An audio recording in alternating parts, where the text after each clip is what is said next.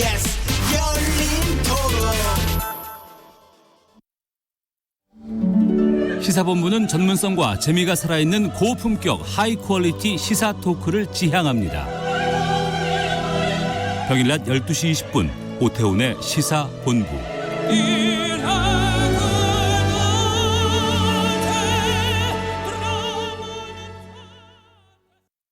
지금 시각은 8시 30분입니다. KBS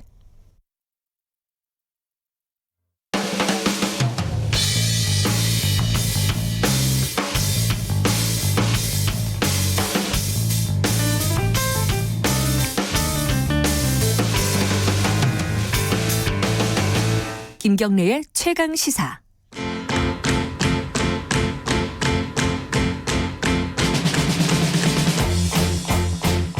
김경래 최강 시사 3부 시작하겠습니다.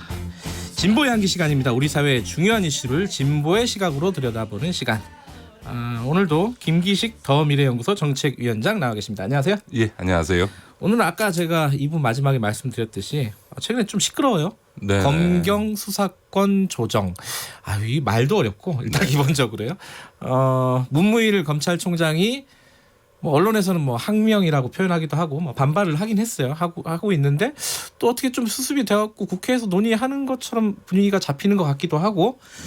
근데 사실 내용이 뭔지는 약간 좀 뭐랄까요, 좀 어려운 내용이에요. 이게 우리한테 되게 중요한 내용인데 어렵고 디테일한 내용이라서 오늘은 그 부분을 좀 중점적으로 얘기를 좀 들어보겠습니다. 일단 국회 패스트트랙에 얹어진 검경 수사권 조정안, 이런 게 지금 왜 필요한 건지 간단하게 좀 말씀을 해주셔야 될 것 같아요. 우리나라 검찰은 수사권, 수사지휘권, 영장청구권, 기소권 등을 다 독점하고 있는 전 세계에서 가장 강력한 이 검찰권을 행사하고 있습니다. 사실 이렇게 된 이유는 우리가 해방 뒤에 일제 시대의 잔재로 친일 경찰들이 너무 막강한 힘을 쓰다 보니까 친일 경찰을 그 당시의 경찰의 막강한 파워를 견제하기 위해서 검찰에게다 상당히 제도적으로는 권력을 많이 몰아준 형태를 가져왔는데, 그렇게 시간이 지나다 보니까 이제는 검찰 자체가 너무 지나치게 비대해진 이 권력으로 인해서 적어도 수사권만큼은 1차 수사권만큼은 이제 경찰에게 주고 검찰이 하고 있는 직접 수사의 범위를 최대한 줄여야 된다라고 하는 것이 이제 검경 수사권 조정의 핵심적인 거죠. 근데 이 점에 대해서는 검찰에서도 인정을 합니다. 경찰한테 1차 수사권 줘야 된다든지 검찰의 지나치게 넓은 이 직접 수사 범위에 대해서 수사 범위를 좁혀야 된다는 거는 검찰도 인정을 하는 거죠. 그러면 지금 요번에 이제 그 패스트트랙에 올라간 지금 국회에 상정이 돼 있는 법안에 대해서 지금 문무일 검찰총장이 반대 의사를 밝힌 거잖아요, 사실상.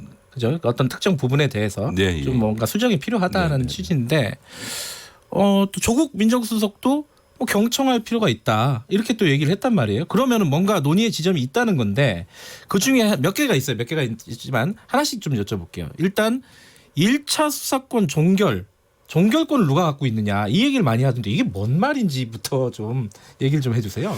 예, 그 수사를 이제 개시하는 걸 이제 경찰이 자율적으로 하고 수사를 해서 거기까지 이해가 돼요. 기소를 하려고 할 경우에는 기소권은 검찰에 있으니까 검찰에다가 송치하는 건데, 만약에 사건을 무혐의 처분해서 불기소할 경우에 그걸 이제 수사 종결한다 그러는데, 옛날에는 그 수사 종결을 하려면 검찰의 지휘를 받아서야만 이 수사를 종결할 수 있다는 걸 경찰이 자체적으로 수사 종결할 수 있는 권한을 부여해 준 거죠. 그러니까 시작과 끝을 경찰이 1차적으로 판단할 수 있게 해주겠다라고 하는 건데, 이거에 대해서 이제 검찰에서는 경찰이 사건을 덮으면 어떡할 거냐라고 하는 문제 제기를 하고 있는 거죠. 물론 제도적으로는 경찰이 수사 종결을 했다 하더라도 그 수사 종결한 자료를 검찰에다 다 제출하도록 되어 있기 때문에 그걸 검토해서 검찰에서 다시 수사를 해라라고 하는 재수사 요구권이 있습니다. 그런 점에서 보면 충분히 재활 장치가 있다고 볼 수 있고요. 다만 이제 검찰에서는 재수사 요구를 해도 경찰에서 재수사한 다음에 또 사건을 종결하면 우리가 방법이 없지 않냐라고 하는 건데, 저는 이거는 좀 지나치다고 생각하는 게, 그래요? 아니 왜냐하면 그렇게 사건을 덮는 문제와 관련해서 놓고 보면 최근에 김학의 사건이나 장자연 사건을 보면 뭐 검찰 스스로가 자기와 관련된 사건들을 다 덮어오지 않았습니까? 그게 덮었을 때는 달리 방법이 없는 거죠. 왜냐하면 최종적인 권한은 어쨌든 검찰이 갖고 있기 때문에 네. 검찰에서 오히려 사건을 덮어버릴 경우에는 아무런 방법이 없는 거죠. 저는 그런 점에서 검찰에게 일정한 그 재수사 요구권이 존재하고 있고 그것이 다 서류로 지금 오가는 거거든요. 네. 그러니까 그런 조건에서 경찰이 부당하게 사건을 덮는다든가 이런 일들이 저는 뭐 빈발할 거라고 생각하지는 않습니다. 그럼 김기식 위원장께서는 지금의 안으로도 충분하다라고 보시는 쪽인가요? 그러면 검경 수사권 조정과 관련해서는 네. 저는 기본적으로는 지금 이제 나와 있는 법안에 상정된 부분들의 기본 틀은 저는 문제가 없어 보이고요. 다만 실제로 법을 입법하는 과정에서 몇 가지 보완 장치들은 있을 수 있겠죠. 예를 들어서 검찰의 재수사 요구권에 대해서 요구했을 때 네. 경찰이 최종적으로 그거를 네. 무혐의 처분할 경우에는 그 사유나 이런 부분들에 대해서 네. 검찰이 재수사 요구한 지점들 하나하나들에 대해서 다 소명하도록 만들므로써 실제로 그냥 대충 얼버무려서 사건을 덮는 일은 없도록 한다든지 하는 이런 몇 가지 디테일한 부분에 있어서의 보완은 있을 수 있겠습니다만 검경 수사권 조정 자체는 저는 큰 틀에서는 문제가 없다 이렇게 보여집니다. 근데 그런 비판도 있더라고요. 아까 이제 두 가지 말씀하셨는데 이런 검찰과 경찰의 관계도 있지만은 검찰이 수사하는 게 너무 많다. 네네. 범위가 너무 넓다. 네네. 그거를 좀 좁히는 게 좋은데 좁힌 게 뭐가 있느냐 도대체 이렇게 그대로 아니냐 거의 뭐 특수수사 관련해서는 특히 예, 지금은 이제 많이 좁혀져 있는 건 사실입니다. 그러니까 예를 들면 지금 검찰로 놓고 보면 형사부에 해당되는 사건들에 대한 직접 수사는 이제 못 하는 거고요. 특수부에 해당되는 사건들만 이제 검찰이 직접 수사할 수 있도록 허용을 해준 건데 그 범위에 대해서도 좀 넓다, 좁다라고 하는 부분들이 있는데 문제는 오히려 그거보다 수사를 하는 과정에서 연관 범죄들이 이제 나오겠죠. 적발될 수 있지 않습니까? 이제 그럴 경우에 이 좁혀진 수사권 범위를 넘어갈 경우에 검찰이 그러면 어떻게 할 거냐라고 하는 문제들은 현실적으로 제기될 수 있습니다. 예를 들어서 뭐 일반 뇌물 사건을 하는 과정에서도 일반 형사 범죄가 발견될 그렇죠. 수 있지 않습니까? 마약 범죄도 나올 수 있고요. 그럴 경우에 이 사건 처리를 어떻게 할 거냐라고 하는 부분이 있는데 그런 부분들은 조금 더 미세하게 조정하면서 할 수는 있겠습니다만 지금 뭐 수사권 범위를 좁히자라고 하는 거에 대해서는 검찰에서도 크게 반발하고 있는 건 아닌 것으로 알고 있습니다. 그러니까 반발하지 않는 게 제가 여쭤본 게요. 특수수사 관련해서 지금까지 뭐 검찰이 무소불위의 권력을 휘둘렀다. 그리고 아까 말씀하셨듯이 마음대로 덮고 열고 이거를 검찰이 마음대로 했다는 거에 이 지금 검경 수사권 조정안으로 뭐가 바뀌는 거냐 도대체. 그럼 원래 가지고 있던 그 강력한 권한을 검찰은 계속 갖고 가는 거 아니냐라고 오히려 또 비판하는 사람들이 있더라고요. 글쎄요. 근데 특수수사와 관련해서는 상당한 수사 역량이 필요하기 때문에 지금 당장 그걸 다 경찰로 넘기는 거고 아예 검찰의 직접 수사 권한을 전면적으로 폐지한다. 이거는 제가 보기에는 제도 개혁에 있어서 좀 무리해 보이고 일단 검찰의 직접 수사 범위를 좁힌다는 의미가 있고요. 그렇다고 해서 그러면 이런 뇌물 사건이나 이런 특수수사에 관련된 부분들은 경찰은 못하냐? 그건 아니거든요. 경찰도 할 수 있는 거고 네. 다만 검찰이 직접 할 수 있는 이 허용되는 범위를 좁혀서 허용해 준 것이기 때문에 네. 이것은 뭐 검찰의 고유한 권한이다 이렇게 해석하고 있는 건 아닌 거죠. 지금 이제 문무일 총장도 뭐 공개적으로 이 문제가 있다라는 취지의 발언들을 하고 있고 사실 검찰 내부에서도 부장검사급들이 막 사내란다 이제 자기들 자체 게시판에 이렇게 지금 검경 수사권 조정안에 대한 어떤 비판의 목소리를 올리고 있어요. 이걸 보면서 사람들이 개혁의 대상인 검찰이 밥그릇 그리고 칼을 놓지 않으려고 집단적으로 항명 반발하고 있다. 나쁜 놈들 이렇게 바라보는 시각이 일부 있고 또 아닌 쪽도 있는데 어떻게 봐야 할지 이게 좀 헷갈려요. 예, 뭐 저는 뭐 문무일 총장의 이번에 해외 출장 중에 네. 대변을 통해서 입장을 발표하고 또 일정을 중단하고 귀국한 거는 매우 부적절하다고 생각합니다. 매우 어떤 측면에서요? 지금 에콰도르 검찰총장하고 만나기로 되어 있는 것을 네. 본인이 임의로 중단하고 귀국한 거 아닙니까? 예를 들어서 우리나라의 장관이 네. 자기 부처와 관련된 일과 관련해서 뭐 부처 간 이견이 있다고 해서 외교적으로 다른 나라의 장관을 만나기로 되어 있는데 그거를 네. 임의로 취소하고 돌아왔다. 아마 당장 옷 벗어야 될 겁니다. 공직자로서 있을 수 없는 행위를 저는 했다고 보여지고요. 더군다나 지금은 이게 행정부 간 예를 들어서 행자부하고 행안부하고 법무부 간에 어쨌든 정부 차원의 안을 만드는 과정이라면 소신 발언을 할 수 있겠습니다만 네. 지금은 국회로 법이 넘어와 있는 거고 국회에서 입법이 논의되는 과정에서 그 국회에 상정된 법안 자체 법안 상정 행위 자체를 갖고 부적절하다라고 얘기하는 것은 매우 부적절. 오히려 국무총장의 행동이 매우 부적절하다고 보여지고요. 예. 일부 검찰 안에서도 나오는 것처럼 사실 지금 검찰 개혁에 대해서 검찰 스스로도 부정하지 못하는 이유는 과거 오랜 기간이 있었던 소위 독점적 권력 하에서의 정치 검찰이 보여줬던 행태 때문 아닙니까? 그런 점에서 보면 스스로 지금 상황을 자초하고 있다라고 하는 자성이 오히려 더 필요한 시기 아닌가 싶습니다. 에콰도르 검찰총장이 황당하겠군요. 근데 그 경찰 얘기로 좀 넘어가 볼게요. 경찰의 권력이 비대해진다라는 걱정들을 많이 해요. 왜냐하면 네. 정보 수집권도 갖고 있고요. 그죠? 1차 수사권도 갖고 있고 종결권도 갖고 있고 더군다나 검찰이 요구하는 어떤 자치경찰제가 완벽하게 지금 진행이 되고 있는 것도 아니고 자 그러면 지금 예전에 아까 말씀하셨잖아요. 친일 그러니까 일제 시대의 경찰의 어떤 그런 폐해를 막기 위해서 검찰 권력이 상대적으로 강했다 그러면 다시 그럼 그쪽으로 돌아가는 거 아니냐? 뭐 약간 좀 극단적으로 표현하면 이 부분은 어떻게 해석을 해야 될까요? 예, 맞습니다. 저는 이 검찰에서 얘기하는 경찰 권력의 비대화에 대한 지적은 저는 타당하다고 생각합니다. 거기엔 동의하시는군요. 왜냐하면 우리나라 경찰은 전 세계에서 가장 강력한 조직입니다.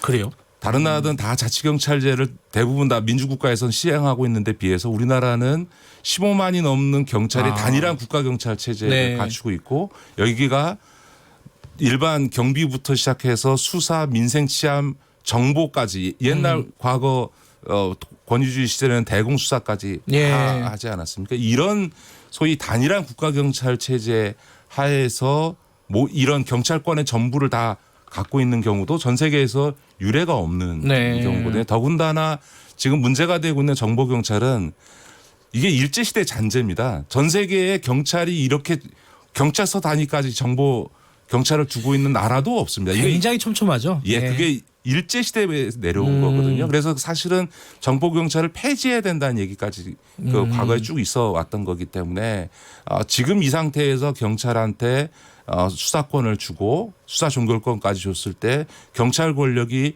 비례화된다라는 지적은 저는 전적으로 타당하다고 생각하고요. 그렇기 때문에 행정경찰과 사법경찰을 분리해서 수사를 담당하는 경찰 조직은 따로 분리해야 되는 거죠. 예를 들어서 맨날 데모 진압하는 경비 업무나 하던 사람이 경찰서장으로 앉아서 수사 일도 모르는데 그럴 수 있겠네요. 수사과장한테 수사를 예. 이래라 저래라라고 하고 또 결재를 한다는 건 넌센스거든요. 네. 전 세계에 그런 나라도 없습니다. 그렇기 때문에 이 수사경찰을 반드시 분리해야 되고요. 또 이 수사와 정보가 결합될 경우에 나타나는 폐해라고 하는 것은 뭐 누구나 다 아는 것이기 때문에 정보경찰을 당연히 폐지하거나 아니면 이번에 국정원법 개정안이 같이 들어와 있기 때문에 국정원이 갖고 있는 대공수사권이 이제 경찰로 넘어오게 되거든요. 네. 그러면 정보경찰을 떼내서 국정에서 넘어오는 대공수사권과 합쳐서 일종의 안보수사처 같은 것을 또 따로 분리시켜서 이 부분이 소위 수사 조직과 이 정보 조직이 네. 결합된 형태로 단일한 조직 안에서 운영되는 일은 막아야 된다라고 생각하고요. 예. 무엇보다 지금 자치경찰제 시행에 있어서 소위 자치경찰한테 주어지는 수사권의 범위 우리 국민들이 되게 민생 치안하면 뭐가 떠오르세요? 우리 김용래 기자는. 그냥 그 경비 서는 거 있잖아요. 그렇죠. 순찰하는 거 순찰. 우리나라 사람들이 되게 민생에 걸리는 거는 뭐냐면은 강도, 절도, 폭행, 음주운전 뭐 이런 거지 않습니까? 그런데 이런 소위 절도, 강도, 폭행과 관련해서 지금 있는 자치경찰자에서는 소위 자치경찰의 수사권이 없습니다. 그거는 이제 자치경찰이 잡아서도 국가경찰한테 넘겨줘야 된다는 이런 웃지 못할 상황이 벌어지고 있기 때문에 네. 자치경찰한테 온전한 수사권을 줘야 되는 게 맞고요. 또 국가경찰 조직도 예를 들면 영등포구에다가 경찰서를 갖고 있고 자치 영등포 경찰서도 따로 있고 하는 네. 이런 소위 문제도 개선해야 된다고 생각합니다. 그러니까 그 부분은 좀 입법 과정에서 좀 네. 수정이 돼야 된다라고 고려가 돼야 된다고 말씀하시는 거네요. 정보경찰 얘기하니까 저희 뉴스타파가 이사를 한번 한 3, 4년 전 갔었는데 이사 가니까 정보과 형사가 오더라고요. 그래서 왜 왔냐 그랬더니 아니 자기들 일이라고 네네. 이러면서 여기 뭐 하는 데냐. 그리고 참 이상하더라고요. 그러니까 그런 경찰력이 굉장히 많다는 거 아니에요, 우리나라에. 그렇습니다. 예. 실제로 그 정보경찰에 수천 명의 정보경찰들이 지금 방금처럼 그렇게 돌아다니면서 온갖 정보를 수집해서 그걸 갖고 정보보고서를 쓰고 그 정보보고서를 권력자들이 받아보면서 마치 남의 뒷얘기 보면서 느끼는 쾌감을 느끼는 이런 과거 구시대의 권위주의 시대의 이런 잔재를 언제까지 우리가 유지할 거냐라고 하는 점에서는 정보경찰을 폐지하거나 네. 폐지까지 못하면 적어도 지금의 경찰 조직에서 분리해서 네. 해야 된다. 저는 그렇게 생각합니다. 근데 지금 뭐 검경 수사권 조정은 이제 안이 올라가 있는데 이제 경찰 자치경찰제 같은 경우에는요. 지금 말씀하신 부분 얘기를 들어보면 한참 부족하다는 거 아니에요. 그렇습니다. 그 부분은 이렇게 좀 개선될 여지가 있나요? 왜냐하면은 이게 뭐 각 당의 의견들 좀 고려해가지고 지금 합의안을 만드는 과정 아니겠습니까? 네네. 근데 이 반발도 심하고 경찰들의 반발도 심하고 이거 어떻게 생각하세요? 예, 그 점에 있어서는 지금 그 자치경찰제와 관련해서는 국회 행안위에 지금 관련 법안이 예. 계류 중에 있기 때문에 이번 검경수사권 조정 법안을 처리하면서 이 자치경찰제 법안도 함께 처리해야 되는 게 맞고요. 예. 그럴 때 이 지금 현재 자치경찰제와 관련해서나 또 경찰 조직 아까 말씀드렸던 정보경찰을 네. 분리하는 문제라든가 이런 문제들 경찰 개혁과 관련된 문제들이 같이 처리되는 게 맞다. 더군다나 지금 논의되고 있는 경찰대 개혁 같은 경우도 예. 더 이상 미뤄지면 안 되거든요. 이게 예를 들어서 검찰 같은 경우에 사시 기수들에 의해서 똘똘 뭉쳐가지고서는 이 카르텔 구조를 형성한다고 얘기하는데 경찰은 딱 하나밖에 없는 경찰대 출신들이 4년 동안 대학에서 동고동락하면서 맺어진 선후배 관계가 그렇죠. 경찰 권력 자체를 독점하는 거 있거든요. 이것도 전 세계에 유례가 없고 경찰 안에서도 이 경찰대 출신들의 권력 독점에 대한 비판들이 나오고 있습니다. 그런 점에서 보면 경찰의 비대화, 그 비대화된 경찰 안에서의 경찰대의 권력 독점 문제도 이번 검경수사권 조정 과정에서 반드시 해결해야 되고요. 이런 문제들이 해결되지 않고 검경수사권 조정이 이루어진다. 그렇게 되면 이제 검찰에서 우려하는 것처럼 소위 경찰 문제가 우리 사회의 새로운 문제가 되기 때문에 네. 저는 미뤄서는 안 된다 이렇게 생각합니다. 그러니까 지금 문무일 총장이 반발하는 내용 중에 일견 타당하고 고려해야 될 부분도 있고 좀 무리한 부분도 있고 이거 잘 가려서 봐야겠네요. 예, 그 문제 제기를 하는 방식에 대해서는 대단히 저는 부적절했다고 보지만 이 소위 경찰권의 비대화, 경찰 조직의 문제와 관련된 부분에 대해서는 우리가 심각하게 받아들이고 예. 검경수사권 조정 과정에서 개혁해야 된다고 봅니다. 알겠습니다. 오늘 말씀 감사합니다. 네, 고맙습니다. 진보의 향기 김기식 더 미래연구소 정책위원장이었고요.